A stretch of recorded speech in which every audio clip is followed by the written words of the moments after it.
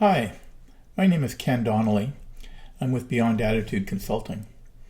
I want to talk to you today about commitments and asking people, will you clean, drain, and dry your boat?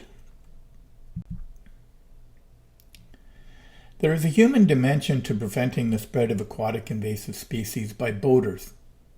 When boaters move their watercraft from one lake to another, there is a significant opportunity for aquatic invasive species to hitch a ride on a boat or trailer and establish themselves in the next body of water.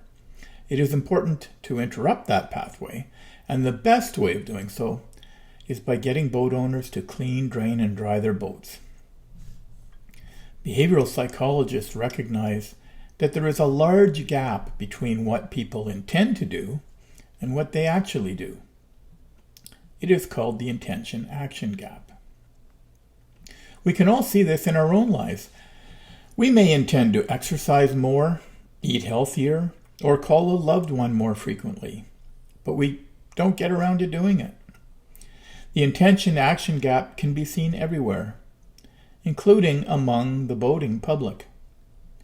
By using behavioral psychology tools, particularly by seeking commitment to action, we can reduce the intention-action gap and get more people cleaning, draining, and drying their boats.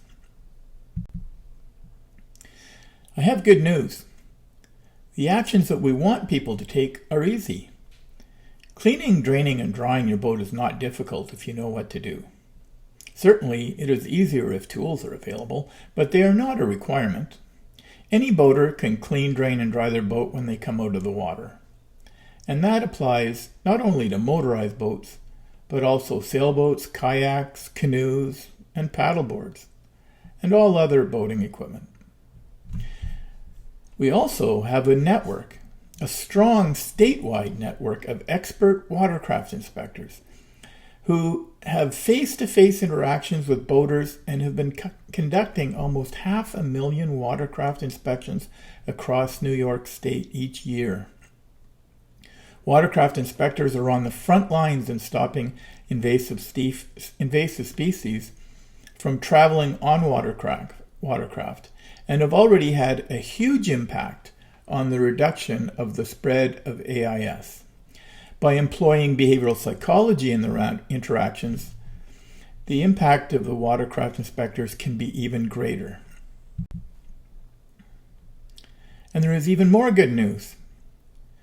In a survey of more than 2,000 of New York's registered watercraft owners, we found that almost all boaters care very deeply about the state's waters. Many of those boaters take some sort of action already, but not all are stopping the spread of invasive species by cleaning, draining, and drying their boats. The majority of boaters only use their boat in one lake or river all season. Many of them launch their boat at the beginning of the season and leave it until they take it out at the end of the season. Many of those people even have marinas or other service providers launch their boats and take them out for them. However, there are still many who use their boat in different bodies of water throughout the season. It is most important to reach those boaters and get them to adopt clean, drain, dry behaviors, as they are the ones who could spread invasive species as they move from one lake to another. The survey results indicate the boaters like a clean boat. In fact, many of the boaters surveyed indicated they clean, drain, and dry their boats, but not because of invasive species. Instead, because they liked a clean boat and it was good maintenance practice. We don't care why they clean, drain, and dry their boat. We just want to make sure that they do. So we can use that motivator of wanting a well-maintained and clean boat to convince these people who may not be worried about invasive species, but may be focusing on protecting their investment. Commitments help bridge the intention-action gap.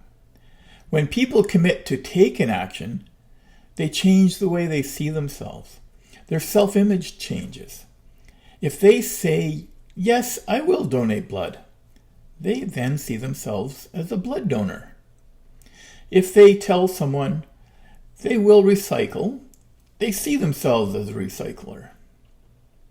If they agree to volunteer in their community, they begin to see themselves as a volunteer. And if they say that they will take action to help stop the spread of invasive species, they will see themselves as someone who stops invasive species. The commitment tool is very powerful in behavioral psychology. It can bridge the intention-action gap, but it needs support. And we support the commitment by providing reminders of commitments to the people who made them. And we also seek to make the commitment public, because when people make public commitments, other people see it. Those other people feel pressure and are more likely to also adopt the behaviors if they see that others around them are doing it. In fact, our survey found that many of the people who are cleaning, draining, and drying their boats in New York State are doing it because they know they should. That is peer pressure in action. Some commitments are stronger than others. When you tell someone you will do something, you are likely to do it. You are certainly more likely to do it than if you hadn't made the commitment. That is because in our society, to say you will do something and then not do it is frowned upon. As a result, we feel an internal pressure to do what we say we have done, even if we have made that commitment to a complete stranger who we may never see again. Written commitments are stronger than verbal commitments. The mere act of writing your name down on a piece of paper or entering it on a website page says you will, and saying that you will take action means that you are much more likely to do so than if you had only made the verbal commitment. This has been proven in many research studies on many different behaviors. The strongest commitments, though, are public commitments. If you have a sticker on your boat or trailer that says, "I clean, drain, dry," and someone else walks by and sees it, there is a lot of pressure on you to do what you are publicly saying you will do. We have a tremendous opportunity to gather commitments from Watercraft users through our network of Watercraft stewards and Watercraft inspectors, to take action to stop the spread of invasive species and to make those commitments public. The strongest commitments possible. And we are going to talk about how Watercraft inspectors can do that. This bell curve illustrates how the adoption of new behaviors occurs in communities, whether the curve is representing a behavior like not smoking in elevators, carrying reusable water bottles to meetings, or wearing masks in a pandemic. All new behaviors follow the behavior adoption curve. On the left-hand side of the curve, you will find innovators and early adopters. Innovators are people who will do the right thing right away. This is usually because they already have an interest in the topic. Watercraft inspectors, for instance, are all likely to be in the innovator group when it comes to taking actions to stop the spread of aquatic invasive species. As we move from left to right along the curve, there are more people in some of the categories, but as we move left to right, it becomes more difficult to get people to adopt the new behaviors. The next group is the early adopters. Early adopters will usually come on board when they see innovators taking on the new action or learn about it. Early adopters have similar values and interests as innovators and take on the new behavior readily. The early majority makes up the rest of the first half of the population. They may not be that keen on the topic. In fact, maybe they know nothing about invasive species. But perhaps they may be more environmentally conscious and become convinced that this is an action that they should take. When we get to the late majority, they start to come on board when they see everybody around them doing the same thing and they feel societal pressure to conform. They may not even feel that it is important to stop the spread of invasive species, but they feel peer pressure because everyone around them is taking action. That last group are the laggards, who may take a very long time to adopt a new behavior. Some of them may never take it on. Keep in mind when you're talking to people at a boat launch, they all fall in different parts of this behavior adoption curve. Some will be very easy to convince. Others will be much more difficult. And then there's a whole bunch in between. But getting commitments from people helps to get those people in the early majority on board. And when they and the late majority people see signs about clean, drain, dry at boat launches and talk to watercraft inspectors who tell them how important it is to stop the spread of invasive species, they get closer and closer to adopting the new behavior. And if we can get them to make a commitment, that could just be enough to get them over the tipping point so that they adopt the preventive behaviors we want to see. And if we can then get stickers and signs and posters out in the public more and more, we will establish a social norm and an expectation. And we will get those people in the late majority on board and even some of those laggards. So let's talk now about the behaviors that we want to adopt, how we are going to get commitments from people, and how we're going to make those commitments stick. Basically, there are 4 actions that we want New York boaters to take after pulling their boat out of the water and before launching it again. We want them to inspect their boat and trailer and remove any debris that they see. We want them to clean their boat, even running their hands along the hull as they do a circle check to see if they can feel anything that may be sticking to their boat that might not have been so obvious to see and pull off. We want them to drain water out of their motor and out of their bilge and their live wells and anywhere else where water might collect. And finally, we would like them to make sure that their boat is dry before it is launched somewhere else. These are the behaviors that we are focused on. When we surveyed New York State boaters in 2020, we asked them if they cleaned and drained and dried their boats. If they said they didn't, or they didn't do it very often, we asked them why not. The most frequently mentioned barriers to performing the actions are listed on this slide.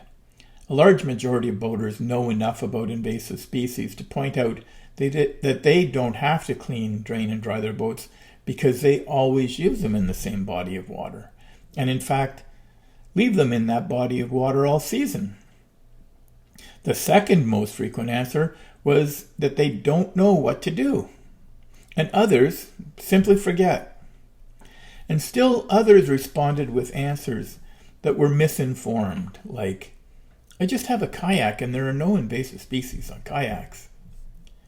When we speak with boat owners at a boat launch, we need to try to remove these barriers. Most people at boat launches are not leaving their boat in one body of water all season, but they may not know what to do. Or they may forget about cleaning, draining, and drying. We want to remove those barriers to their actions. Part of our approach will be barrier removal, and you will see how that is done in a couple of slides. In that survey, we asked people who do clean, drain, and dry their boats why they take that action. We wanted to know what the motivators were. Many said it was simply because it is the right thing to do. That reflects peer pressure. The second most frequently mentioned motivator was to protect New York's lakes and rivers, the environment, and communities. And the third most frequent motivator was to maintain a clean and well-maintained boat. Quite a few boaters said seeing signs at boat launches reminded them to clean, drain, and dry their boat, and that motivation was important. We can use those motivators when talking to boat owners to bridge the intention-action gap. We can tell them about the benefits that other boat owners have told us are real. Since we know most New Yorkers want to protect New York's lakes and rivers, our survey told us that too, it makes sense to tell people that it is important to take clean, drain, and dry actions. You will hear how to use motivators to get people to adopt new behaviors. When talking to a boater, there are 4 steps to getting a commitment. First, we break down the barriers that people have identified that prevents them from taking the action. We then leverage the motivators they've told us inspired them to take those actions. This takes form of a casual conversation as we are speaking with them. And when we've removed their barriers and discussed the motivators and benefits, we gently ask for a commitment. If they've just acknowledged that their barriers no longer exist, they are ripe for making a commitment. We don't ask people to put their hand on their heart and swear that they will take this action forever. It is much more subtle than that. You say something like, "So, can we count on you to clean, drain, and dry?" When they say yes and we get that commitment, we want to turn it into a public commitment. The best way to do that is to get a sticker on the boat or trailer that says they take action to protect New York's waters. That turns the commitment into a public one. So let's see how we do that. The first step in getting public commitments is to remove the barriers. We know what the common barriers are. Listen to Watercraft Inspector Heather break down the barrier when boat owner David says he doesn't clean, drain, and dry because he doesn't know what to do. She says she will show him. Simple. Do you clean, drain, and dry your boat to prevent the spread of invasive species? No, I don't. Why not? Is there something I can help you with? Well, I don't really know what to do. I can show you. It is easy to do and only takes a few minutes. And it can help prevent an invasive species from hitching a ride on your boat and invading another lake. Okay, thanks. What do I need to do?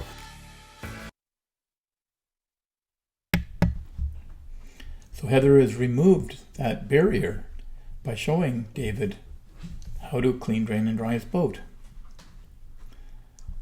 Another barrier is that there is misinformation out there about invasive species, as we found out in the survey. Bob believes that he doesn't need to clean his kayak because invasive species do not enter or cling to kayaks. Listen to the friendly way that Heather corrects him, removing that barrier. Do you clean, drain, and dry your boat to prevent the spread of invasive species? No, I don't. Why not? Is there something I can help you with? I don't think so. I just have a kayak. Unfortunately, invasive species can hitch a ride on any boat, even kayaks, canoes, and paddleboards. The good news is, it is easy to make sure there are no invasive species on your kayak that could hitch a ride and invade another lake. How about I show you? Sure. What do I need to do?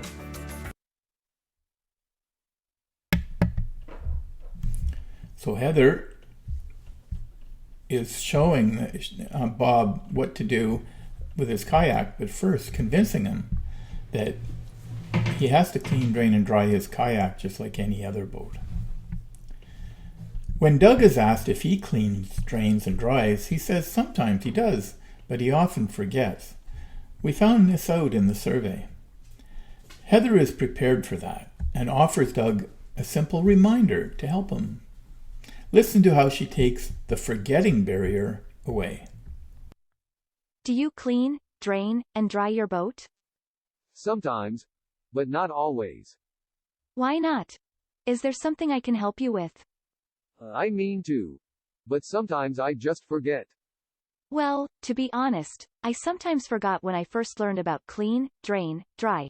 But we have these stickers that remind people, and since I put one on my trailer, I haven't forgotten even once. It goes right here on the winch post. You will see it every time you put your boat on your trailer. That is great. Thanks. Here, I will help you put it on. If all of the barriers can be taken away from watercraft owners, it becomes difficult for them to answer no when someone asks, "So, can we count on you to clean, drain, and dry your boat?" Next, let's look at how we leverage motivators.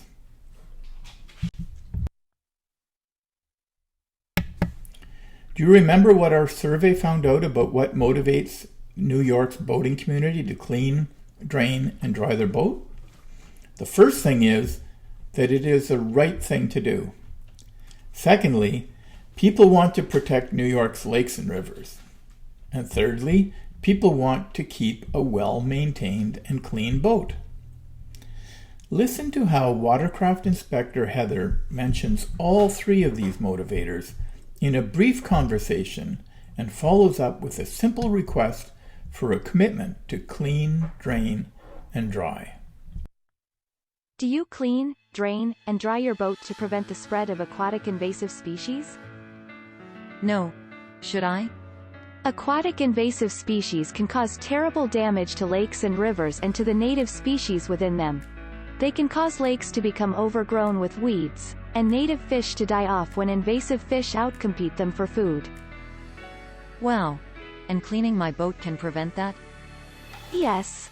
Cleaning, draining, and drying your boat can protect our lakes by preventing invasive species from hitching a ride from one lake to another. And at the same time, it keeps your boat clean and well maintained. It only takes a minute, and many boaters are already doing their part. Will you? Sure. But I don't know what to do. I will show you how. And for agreeing to clean, drain, and dry your boat, I will give you this reminder sticker. It will also show other people that you are helping protect our waters from aquatic invasive species. That is great. Thanks.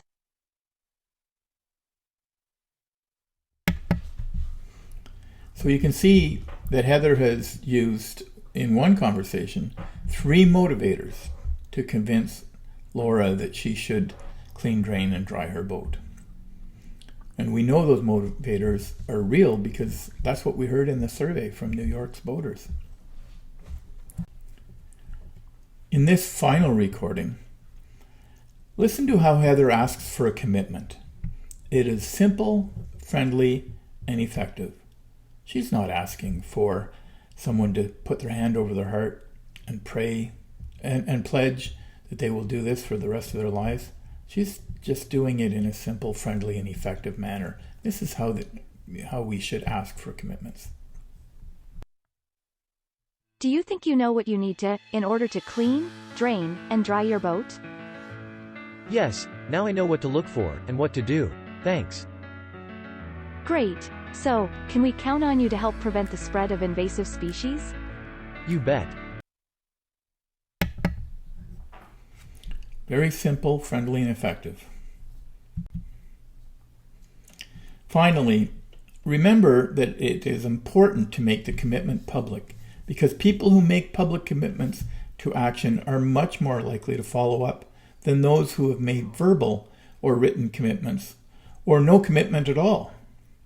New York State has an attractive and very effective sticker that says, "I protect my waters from invasive species, and I clean, drain, and dry my boat equipment." Help people get this sticker onto their boat windshield or onto their trailer after they make their commitment. It will not only remind them to clean, drain, and dry their boats, but it will help build the social norm that will bring some of those late adopters and even the laggards on the right-hand side of that curve and get them involved in stopping the spread of aquatic invasive species. Make it simple when you ask for a commitment. So, can we count on you to clean, drain, and dry?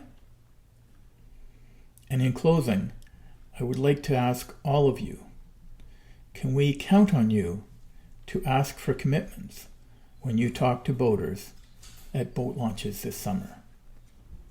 Thank you very much for your time.